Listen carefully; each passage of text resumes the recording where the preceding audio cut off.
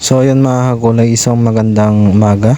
At ito nga pala mga kagulay, ulit yung aking pinakita noon na 3-in-1 sa isang tudling. So meron po itong okra at siling Taiwan, kamatis. So itong okra medyo matagal na pong pinipitasan, at yung Taiwan po, yan po yung naunang tanim.